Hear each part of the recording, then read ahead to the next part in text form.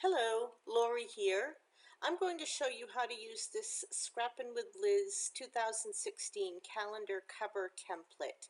And if you see on Scrappin' with Liz's blog page, all I had to do was click on this and it downloaded. And she's created this as a 12 by 18 because it goes on the cover of her calendar. But we can use this, I'm going to use this actually as a cover page for a 12 by 12 album. So I clicked it and I pulled it over. You can see I've got it here in a zip folder, but it has to be unzipped before we use it. So I had dragged and dropped it into my templates folder. Now I just want to show you how I searched for it really quickly. Here's my since the beginning of May templates folder, and there's a lot of stuff in there, so it's easy to get lost. So you can type in anything that you know is the name of it. So if I just did SWL, because Scrappin' with Liz always uses those 3 letters at the beginning, I could type that, but maybe since I've got so many of them, maybe this one isn't right there and I didn't want to hunt through. And I still knew that the name had 2016 in it. So I can just type that and it brings it right up. One way to bring it in is to right mouse over it and see if you have a choice to open with.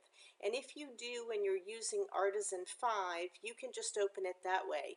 Now because it's a dot page, if you were to just double click it, it's going to try to open in Artisan 4.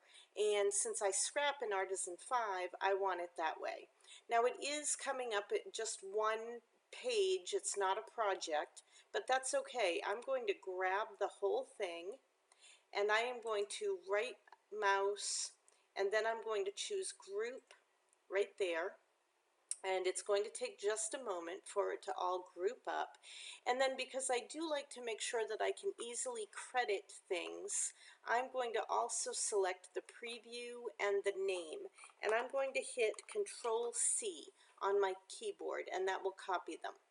Now I'm going to go over into the project that I want to put this on, and here's my cover page. I've got that cover page open. I'll just scroll over a little bit and I will right mouse and paste, and it's going to come in obviously way too large.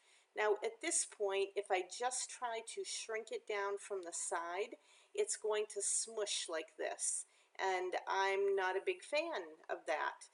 So I can use my shift key. I can hold my shift key and pull it in. I generally like to pull in from the corner. And I'm just going to center it someplace close to the middle. And then I'm going to deselect that group and bring these down to where I can see them a little bit better.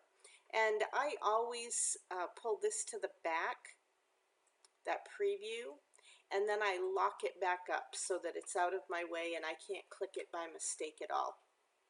So at this point, I've still got this group. If I go to View, go to Parts, and show front cover, now I can just see the front cover itself and I can get a better idea of exactly how big I want it and where I want to put it. And I might even use some photos beside it on my cover. But this is a good starting point. So from here, I am going to, I could do it with right mouse or also arrange and ungroup, and now it's all ready to work with. So have fun with that. Again, it's a Scrappin' with Liz freebie, and with this video, I will, in the description, I will put the link for it.